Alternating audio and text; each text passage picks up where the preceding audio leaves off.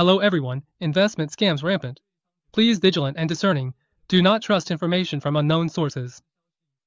Please make sure recognize two official Capital Securities community, Facebook, Capital Securities, YouTube, Capital Wealth Insights. Hello everyone, welcome to Qingyi. Good evening. Today is Thursday, February 4th. I'm Huang Peng Rai, and we'll be looking at some interesting things. First, we'll be focusing on two topics. One is Encore and its potential beneficiaries. On Monday, we talked about Anchor, and over the past few days, its prices continue to rise, but we haven't found any particularly significant news. So let's take a look at Anchor's supply chain and see what might happen next. These supply chain partners may also have more potential for growth. Next, we'll take a look at some news from yesterday. During the U.S. stock market session, there was an announcement that the Trump administration is going to invest in the machinery sector, possibly releasing some government cases and so on, and then developing this industry. So it looks like this is another instance of the government directing investment, so we can take a look at some opportunities in the related industries, including individual stocks and ETFs. All right, first of all, for this week's schedule, today we'll have the Challenger job cuts report, as well as the initial and continuing jobless claims. The initial and continuing claims will be announced at 9:30, so we'll check them out at 9:30. But first, let's look at the Challenger job cuts report. Actually, on Friday, there will be even more economic data released, so tomorrow everyone will take a look at that together as well. First of all, yesterday's services PMI was actually pretty good, and it stayed above 50, which stabilized overall market expectations. As for this trade, basically, the economy is maintaining moderate growth. There are some concerns about the labor market, and although inflation's a bit high, it's not worrisome yet. So right now, things are going pretty well, and there's room to cut interest rates, with nothing in particular to worry about at the moment. So if you put it this way, employment will get some support, but as things stand now, you can see in the ASN that prices have dropped again, which is another positive sign. As for the job market, it's relatively weak, but that's something that can be addressed by cutting interest rates. So for now, it's not something to worry about either. So overall, the takeaway from the action is that business activity is relatively stable at the moment. The job market is still somewhat tight, but the drop in prices is a good thing. Right now, suppliers are saying that the rate of price increases is slowing down because of some uncertainties. Going forward, this should become clearer as tariffs are addressed. Once those are removed, the outlook for the future will become increasingly certain. For now, that's basically the situation. As for the service sector, we mentioned from the start that it wouldn't change. The fact that this has now been confirmed is a good thing, so there haven't been any surprises or shocks for the market. Tomorrow, the data to be released by Huawei will be something to watch, and then there will be some follow-up analysis. All right, so next, let's wait until 9:30 or so to see how the trend develops. This data has been tracked for 3 consecutive years now. Currently, the estimate is 1.963 million, which is about the same as before. The initial figure is slightly higher than the previous period, but not by much. So let's check it out together when the time comes. All right, next, let's look at the Challenger layoffs report. This is an employment-related report, and it's also the last employment report before the FOMC meeting, basically any report related to jobs. The 8:30 data just came out. The expectation was 48%, but the actual figure was only 23.5%, so the forecast was quite a bit higher. The previous figure was 170%, so compared to last time, it's a significant drop. The previous figure was the highest level in 20 years, so seeing the sharp drop in November seems quite reasonable. The actual number is 71,000, which is almost half of last month's figure. So looking at this report right now for November, the year-over-year increase in layoffs is still in double digits at 24%, and this is also the 8th time this year that the number of layoffs is higher than the same period last year. Comparing this month of this year to the same month last year, we just saw that in November, there were over 70,000 people. So at the moment, this number is relatively high. Only November of 2008 and 2022 have surpassed the level of November 25. So what kind of years were 2008 and 2022? 2008 was the year of the financial crisis, and 2022 was the year when FedEx filed for bankruptcy. So actually, the last 2 times the numbers exceeded this level, it wasn't a good sign. As for this year, overall, recruitment plans are down 35% compared to the same period last year. And the recruitment plans so far this year are at their lowest level in a decade, so right now we can see that. And with the addition of the ADP data, the employment situation really doesn't look very optimistic. Currently, the categories with the most layoffs are mainly in tech, video, and services. At the same time, let's also add to yesterday's ADP data. When we first looked at the ADP data yesterday, it didn't have a detailed breakdown, but the ADK data released yesterday showed that most of the layoffs are coming from small businesses. The number of layoffs in the US in November hit a record high. Both have seen the largest increases. So right now, we can see that overall, mainly due to these employment factors, the situation in October is relatively certain. The key now is to see what the next steps will be, and then there's this. What will the pace of rate cuts be like? Well, looking at it now, we can all see that the steps going forward are likely to continue in this direction. The path will keep trending downward, and interest rates will keep coming down.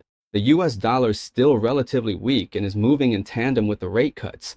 Right now, US Treasury yields have started to show some volatility, but overall, the trend still seems to be downward. As we mentioned, it looks like short-term bonds will see a bigger drop, while long-term yields will fall less, but the overall direction is still downward. All right, so as for bond yields right now, as everyone can see, there hasn't been much change in the past few days. The S&P 500 actually seems to be gradually climbing. When we look at the Philadelphia Semiconductor Index, it's also moving upward, but it still hasn't surpassed its previous high.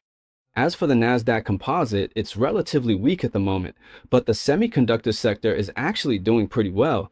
So it's possible that the semiconductor sector will be the first to break through its previous highs. Then we'll look at the S&P, followed by the Dow catching up, and finally the NASDAQ composite joining in. That's the current situation. So going forward, that's what we should be watching. Here, this. We'll have to see if next week's Fed FOMC meeting brings any unexpected impact from their statements. If there is, at most, the market might dip a bit, but looking ahead, there's still a good chance for the market to move upward. So for now, it seems like from now until the FOMC meeting, there's a high probability we'll see a period of upward movement.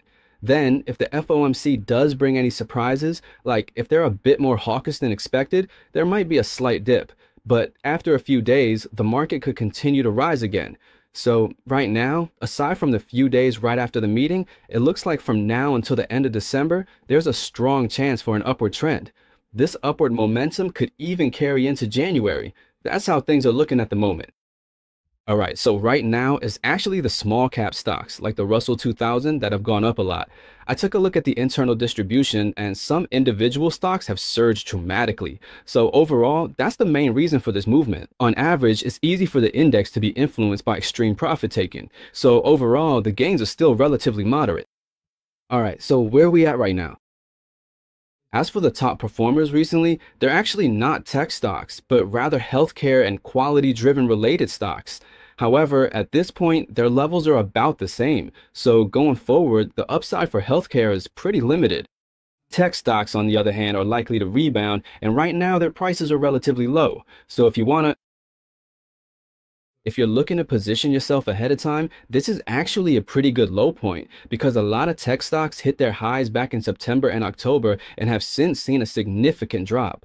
Also, if you look at Google's Lens business, the market size is now being reported in the news as reaching $900 billion. And $900 billion is pretty close to $1 trillion, right? So what this means is that the market is really hyped about this right now. And so regarding this news about parenting, it's like gradually more and more people are starting to notice it. Actually, from the beginning, we were investing pretty early, or you could say we were telling everyone that this interface is actually a pretty good thing. Plus, the government is really efficient. So actually, the reason Google has been getting so much attention these past few weeks is mainly because it started negotiating contracts. Before it began signing those contracts, everyone just thought it was something Google made for itself. And even though it had some relative advantages, it wasn't enough to be considered a really powerful tool. But after it started signing contracts, which has only been in these past few weeks, people began to think, oh, maybe this thing can actually be sold on its own. So the narrative around it changed, and this has led to a temporary wave of optimism. Right, so for now, it looks like Google and related stocks will continue to rise. Next, we talked yesterday about Amazon's AI strategy, and we mentioned that Amazon partnered with NVIDIA yesterday. I was thinking whether they could leverage CPS's advantages to capture the market, but right now it seems like Nvidia is still performing the best. And while Google continues to push forward with its EPU project and ongoing 6D engineering, Amazon's TC Smart chip is also noteworthy. But I can't launch it in time. And while it does have some advantages in terms of performance or cost effectiveness, it's very likely that it will keep falling behind. And in the end, there won't be much development. That's the current situation. So right now, when it comes to chips, Nvidia is still leading the way in GPUs. In this area, it's basically these two big groups, Nvidia and its company and supply chain, and Google with its own company and supply chain leading the industry. Right now, this is where the main opportunities are. As for some stock sectors, like we just mentioned, recently tech stocks have been struggling to rise. And the sectors that have seen the most gains lately are media and hardware. And then pharmaceuticals as well. At the moment, Google really stands out on its own. So what about now? Now, we need to start looking toward the future since it's already December and the next time it's my turn in the group will be next year. So moving forward, tomorrow we'll be introducing a more comprehensive investment direction for 2020 to everyone. So now let's first do a bit of a preview. It's expected that the new Fed chair, no matter who it is, will carry out Trump's policy of suppressing or significantly lowering interest rates. As we mentioned earlier, the current economic data is favorable for rate cuts. The employment situation can also support a rate cut because this can help sustain employment. So basically, that's how the market is playing out right now. By the way, this also means that inflation isn't something everyone is so worried about right now. As for next year, the biggest themes will be corporate profits and the continued development of AI. It's very likely that these things will happen. For example, AI may continue to boost productivity, but this is something that will take time to prove. If Chairman Powell currently believes in this viewpoint, since he's from the Trump administration and the Trump administration is quite optimistic about AI, many companies have deep collaborations with the government, like Tesla. So going forward, it's very likely that Chairman Powell may continue to cut interest rates because AI will boost productivity, and as growth gradually accelerates, the growth rate will outpace inflation, making inflation a temporary non-issue. Has something like this happened before? Actually, yes. Chairman Greenspan did this in the past, back in the 1990s. At that time, he kept interest rates unchanged for a long period.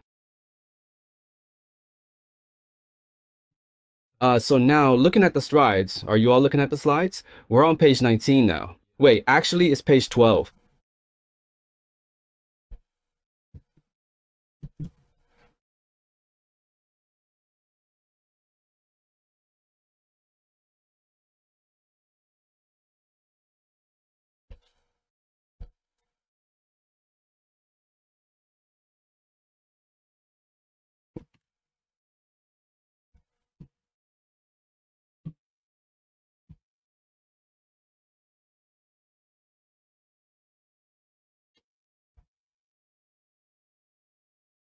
Wong Hai, you're only 30.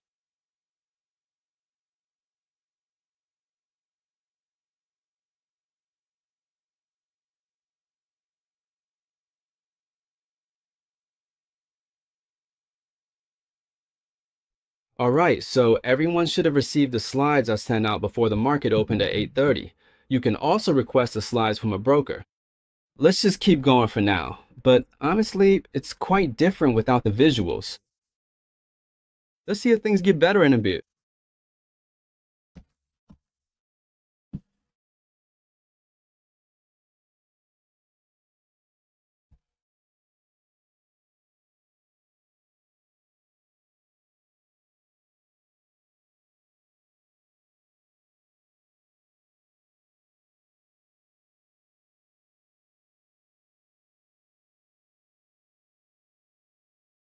All right, I'll continue for now. So currently the situation is that going forward, what's very likely to happen is in the future, Chairman Powell will probably keep cutting interest rates and won't let inflation get out of hand. In this scenario, the question is whether you can benefit, whether commodities or other assets can benefit. Right now, we're actually starting to see capital gradually flowing into commodities, mainly through ETFs. All right, so for now, please just listen as we continue discussing this. Let me elaborate a bit more here. So if we look at the current situation in a high inflation environment over the next year, if inflation remains high, what will benefit? Mainly, it's still the stock market that stands to gain, because right now, that's the trend we're seeing. The interest rate environment is still relatively low. As for commodities, commodity-related ETFs, especially those focused on food products, are attracting a lot of attention, particularly in a high inflation scenario. In an inflationary environment, everyone treats these as a hedge or as assets that can preserve price or value. All right, moving on. From 1995 to 1997, Greenspan didn't slow down the pace of rate cuts and continued to lower interest rates, which led to a strong stock market rally from 1995 to 1997. Of course, this also sowed the seeds of concern for the later dot-com bubble. This could be similar to the current situation. Right now, we all know that AI might be a bubble, and it really does look like one because you need to invest in it to make it work. It's about maintaining a competitive stance against your rivals.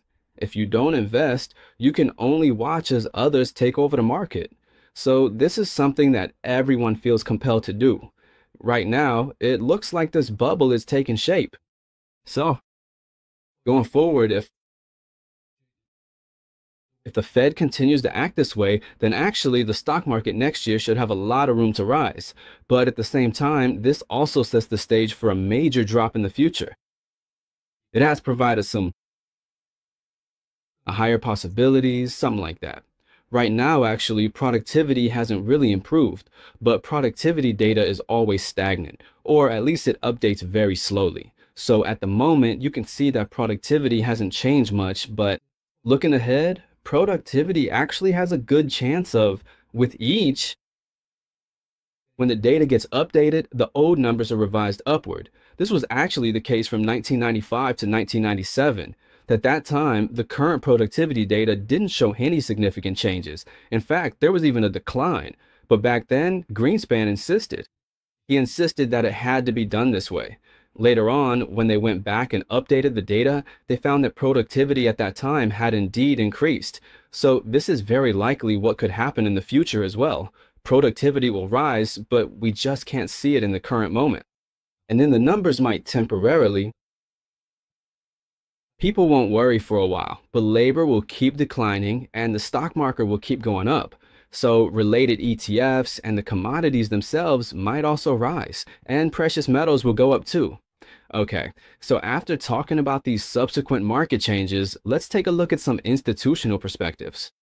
Looking ahead to next year, everyone is very optimistic. First, let's look at the brokerage firm, Choose Trust. They believe that looking back at history, even in the fourth year of a bull market, there can still be double-digit gains, mainly driven by economic growth and corporate earnings. And as the market continues to grow, they recommend small-cap stocks. Additionally, JP Morgan believes that next year, the stock market will see a net inflow of $700 billion. They're still most optimistic about U.S. stocks, believing they will continue to outperform European stocks and emerging markets, mainly because most AI-related stocks are still listed in the U.S., so the U.S. market remains their top pick. Besides the U.S., many AI technology stocks are also found in Korea, Taiwan, and Hong Kong. So they are also looking at the stock markets in these three regions. Basically, that's the situation. Currently, all the institutions are optimistic about next year, and there's a high probability that this will come true. If the Fed continues to cut interest rates and more AI applications emerge, then the U.S. stock market is still quite promising going forward. All right, so that's the current market situation. Next, let's take a look at Anchor. We have a chart here, but you can also check your own PPT. As for Anchor, it continued to rise yesterday, and it's very clear that it has already surpassed its highs from around October and early November. It has been rising continuously, and there isn't any particular reason for it. So at present, Anchor is the leading packaging and testing company in the United States, and it's an American company. We've also listed Anchor's top 10 suppliers, which mainly include the following: ASML, then Egypt Electric, then Tokyo Electron, Applied Materials, KLA Tencor, Lam Research, SK Hynix, and so on. What these stocks have in common is that most of them are equipment companies. Yeah, it looks like that's the case. So could it be that equipment stocks will be the next group to see a surge with more room for growth? As for recent news about Anchor, basically it's just that they're planning to expand their investment, specifically a long-term investment in Alexandria totaling $7 billion. These are actually pretty high for the medical aesthetics sector, because recently Anchor announced plans to renovate its plant in Korea, and that only cost less than $200 million. So this Alexandria plant is going to be the first high-end wind turbine production base in the US, expected to be completed in 2027 and start production in 2028. That's the current situation with Anchor. Hynix announced Anchor will be a key packaging partner for the next 4 years. These points are crucial, but the stock is rising. So what about now? Actually, I also looked up this news from the Electronic Times. It suggests that although there are concerns about the AI treatment center being somewhat overheated right now, the semiconductor equipment industry generally believes that the semiconductor sector, driven by AI chips, has already entered a super cycle of rapidly growing demand. And this cycle because originally semiconductor demand mainly came from consumer electronics, as well as things like smartphones and computers. But now it's shifting toward AI infrastructure, so the demand is rising sharply. In addition to AI infrastructure, there are also applications like large language models and generative AI. This is a long-term and profound change. The CEO of Lam Research mentioned that currently equipment investments in data centers will drive a significant expansion of semiconductor manufacturing capacity over the next several years, and these trends have been accelerating recently. It seems that at the current stage, the funding is mainly concentrated among the tech giants like Google, Microsoft, Meta, and so on. Next, it will move into the AI supply chain for data centers. As we mentioned before, when you build a data center, you need to have certain key components, such as memory, for example. There are also connections to A-shares and companies like Xinsheng and Unigroup, which are all considered part of the data center ecosystem. This is one direction where the funds will flow next. Another direction is semiconductor equipment, because you need to manufacture more semiconductors and there will be demand for packaging and testing. The entire semiconductor cycle will pick up, which is actually very similar to the cycle mentioned in the first question. Right now, it looks like the semiconductor sector is booming right now. In the previous quarter, ASML mentioned that they could not guarantee growth in 2025 and 2026, so the stock price was under a bit of pressure. However, in their latest earnings report released in October, they mentioned that the revenue for 2026 will be no less than that of 2025, which actually marks a clear shift. ASML's stock price has also seen a significant increase recently. ASML also went on to say that after that, when everyone feels that their phone must have AI capabilities, and when AI on computers becomes indispensable, that's when AI will truly drive the comprehensive development of the semiconductor industry. So looking at it now, if AI only counts as ushering in a real supercycle when it enters consumer electronics, then that's the standard we're talking about. So right now, the semiconductor industry hasn't entered this supercycle yet because AI is still in the training and large model phase. The applications we can actually see are still relatively few, and it hasn't truly become a part of our daily lives yet. All right, so at the moment, it looks like this is the situation.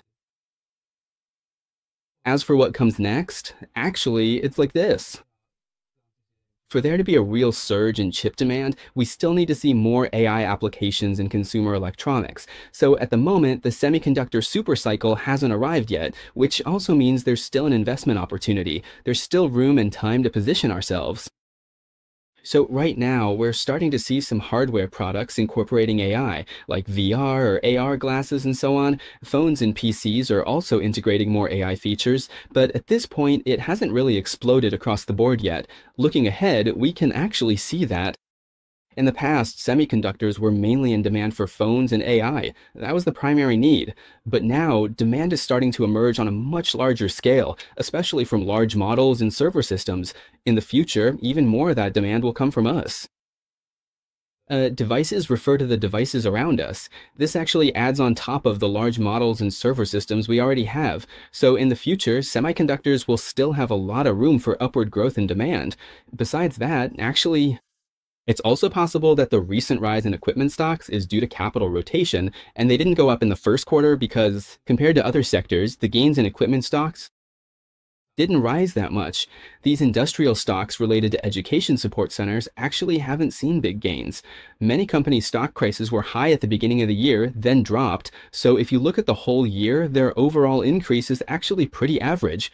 So it's also possible that the current capital is just... Some investors are staying within the AI sector, rotating through different targets to trade. So let's take a look. Well, if we can't see ASML's stock price, let's just skip it. ASML is also Bank of America's top pick for 2026 because they believe that capital investment in photonics will continue to increase. So why is there client diversification online? It's because Samsung seems to have made a comeback and Micron is continuing to ramp up orders. Basically, that's the situation. Demand is huge, so they're placing more orders with ASML. Next up is Intel. Intel also seems to be making a comeback. So now, with both Samsung and Intel back in the game, plus the US market, they're placing even more orders. That means ASML's clients are no longer just TSMC. So everyone believes that going forward, revenue and EPS will gradually increase. As for Applied Materials, actually, there's quite a lot to talk about, and yesterday it closed at a historical high. Looking ahead, there should still be plenty of growth momentum, but it hasn't really shown much in terms of advanced node R&D. The stock market has been relatively volatile recently, but it still looks like there are good opportunities going forward. There could be another big upward move, and then there's KLA.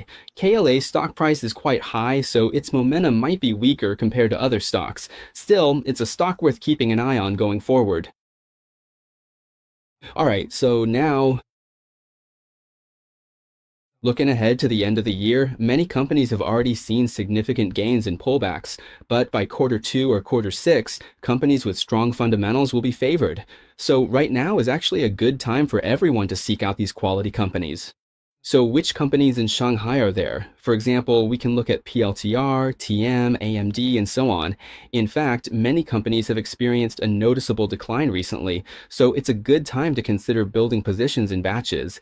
This is actually a pretty good stage right now. As for Bank of America, they've provided some further insights. According to their research, their institutional clients made significant moves at the end of November to buy back tech stocks that had previously been sold off. So right now, we can see that some tech stocks are showing early signs of stabilizing after their declines. But it looks like Oracle is in a similar situation. For Oracle, what happens next really depends on how much it rises and the results of its earnings report on December 10th. All right, so next, let's talk about robotics. When it comes to robotics, the US government has once again pointed out our investment direction. As for the US government, it's considering issuing an executive order related to robotics technology next year. The US Department of Transportation is also preparing to announce the formation of a robotics task force, which may be made public by the end of this year, along with the consequences of promoting robotics. Will this harm US manufacturing? It seems unlikely because right now every country is facing a labor shortage. If automation can help support manufacturing, it's not necessarily a bad thing. Plus, humans and robots can work together. It's not just about competition or replacement. According to research and surveys by Goldman Sachs, they told me that by 2035, the potential market size for humanoid robots is expected to reach $3.8 billion. Previously, they had only expected this market to be $6 billion, so that's more than a 6-fold increase, from $6 billion to $38 billion. In addition, the report also predicts that... Sorry, the PowerPoint can't be moved right now, so please just listen to me for a moment. The report also predicts that production volume will grow 4-fold during the same period, reaching 1.4 million units, and that the corresponding unit cost will decrease, which will greatly accelerate the path to profitability. So for robots, they're facing two advantages: rising demand and decreasing costs. In addition, their production volume, our shipments will increase significantly. So looking ahead, by 2030, shipments of humanoid robots are expected to exceed 250,000 units, and sales will continue to grow over the following decade or so, eventually reaching over 1 million units per year after more than 10 years. So it looks like the robotics industry is definitely worth keeping an eye on going forward. As for the highlights and sectors, the machinery sector actually has quite a few positive factors going for it. According to some reports, the training research wants to point out that this is an industry that's both obviously promising and has hidden long-term potential. The main point is that the technology keeps advancing and the costs keep dropping. Now, this is actually quite different from the AI field because, as we all know, AI right now is focused on upgrading data centers, which involves a lot of capital expenditure and also some power-related challenges and bottlenecks. This is actually the opposite of how robotics is developing, because with robotics, as the technology improves, the costs go down. But with AI, even though the technology is getting better, the costs are actually skyrocketing. Looking ahead, in 2022, we're expecting everyone to benefit from interest rate cuts, and productivity demand will also increase. Against this dual backdrop, plus the fact that robotics technology continues to lead and costs are coming down, the concept stocks related to this sector, their performance is something we can look forward to. Next, in the past few years, the robotics index has significantly underperformed the AI index. Currently, the AI SEP index is still higher than the robotics index. Recently, the robotics index has seen a slight rebound, and there should still be considerable room for further recovery going forward. So, what are some of the related concept stocks in the US market? First, let's list out some stocks and ETFs. We'll just talk through them directly. Of course, everyone mentions NVIDIA. NVIDIA is involved in both AI and robotics. Then there's Tesla, Intuitive Surgical, and also UiPath, LPath, as well as Surf Robotics, ERV, and Richtech Robotics, RR. Also iRobot, IRBT, and Symbotic, which trades under the symbol SYM. All right, so what about ETF options? There's the Global X Robotics and AI ETF, ticker symbol BOT, and also the Robo Global Robotics and Automation ETF, ticker symbol ROBO. Currently, you can see that NVIDIA's performance is still relatively weak. Tesla, on the other hand, has shown a clear upward trend, and it looks like this rise is due to this event, plus the influence of its options. As for Intuitive Surgical, it recently had a pretty noticeable jump at the end of October, but after that, the gains have narrowed quite a bit. Still, the fundamentals of this company are solid. And as for UiPath, after a clear rise yesterday, today it's surging before the market opens, mainly because of its latest earnings report, which was pretty good. Actually, UiPath is doing quite well. You might want to keep an eye on it going forward. It's a company that develops leading software. Another one is SERB. It also saw a significant increase, apparently due to news-related factors. It went up quite a bit yesterday, and RR also had gains. Both of them were up nearly 20% yesterday. As for ARBT, it surged 73.85% yesterday. This company, you need to look into it more carefully. Everyone should. You should operate with relative caution.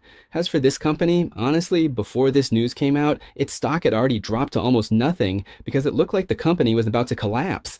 Yesterday, it mainly benefited from the boost brought by this news. As for SYI, it's currently plunging in pre-market trading. This company is backed by SoftBank, so why is it dropping? It's mainly because they plan to issue 10 million shares to raise funds. Actually, the company itself is pretty good and is still generating stable profits. So if it hits a bottom, it could actually be a relatively good time to buy in. Everyone should keep an eye on it. Next, let's look at ETFs. ETFs are actually relatively stable investment targets, and they give you some exposure to this sector, but you won't experience too much volatility, no wild ups and downs. The D class is BOTG, and its performance looks relatively okay. As for Robot, its performance is actually even better than BRTC, so you can keep an eye on how they perform in the future when choosing investment targets that suit you. Next, let's take a look at the pre-market strength section. I can't see it right now, so I'll just talk you through it. Currently in the S&P 500, the biggest pre-market gainers are CRM, Dollar General, DG, and HRL, Hormel shares, but the increases aren't very large.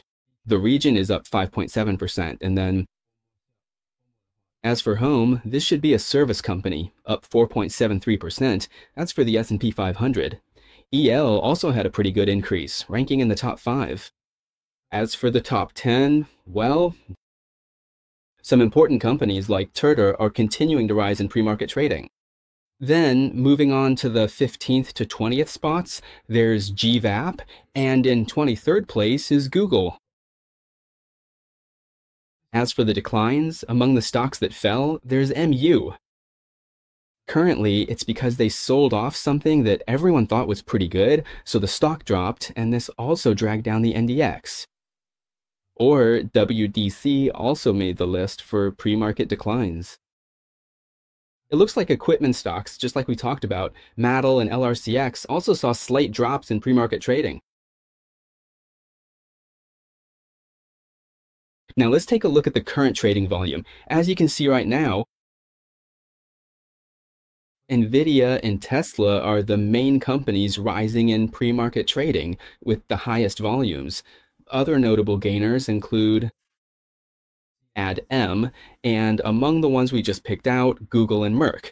As for the main decliners, it's NEM, Newmont, along with Morgan Stanley, Datong, and Intel. But the declines are still okay, all within 1%.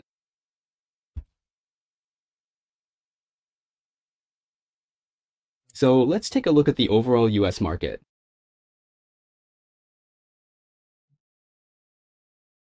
As for the gainers, there are quite a few. A lot of them are small cap stocks. Half is among the top gainers.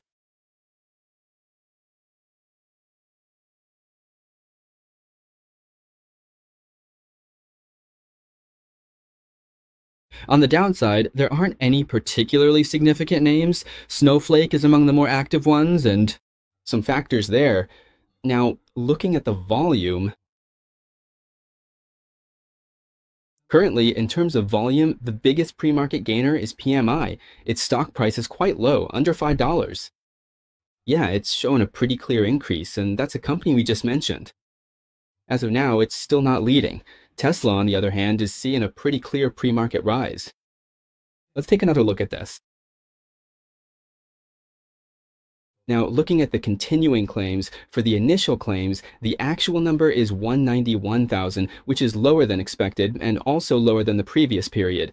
However, the previous period was revised up from 216,000 to 218,000, so right now it looks like the initial jobless claims are trending down.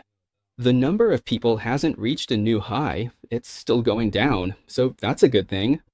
As for the continuing claims, 1,939,000 is lower than the expected 1,963,000 and also lower than the previous period's 1,960,000.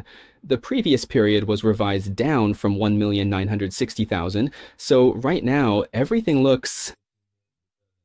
It's a continuous decline. This year, the number of people has been going down, both lower than expected and lower than the previous period.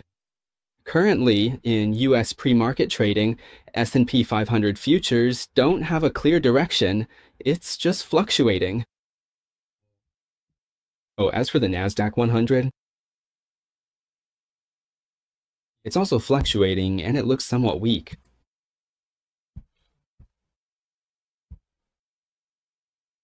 The dollar, on the other hand, is showing a slight but clear upward trend. And for the 2-year US Treasury yield, it's also going ahead.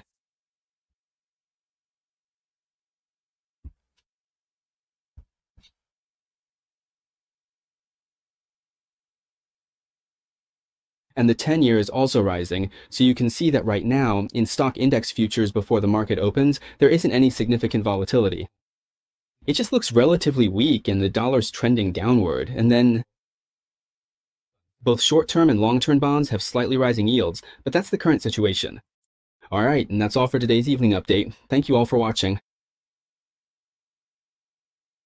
Our company has no improper financial interests in the individual securities recommended or analyzed.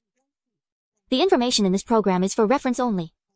Investors should make independent judgments, evaluate carefully, and bear their own investment risks. If you don't want to miss the latest market updates, be sure to turn on the notification bell and hit subscribe. In addition, we have plenty of great video content on both Facebook and YouTube. Don't miss out. In our group, we share in-depth explanations of global financial events with you every day.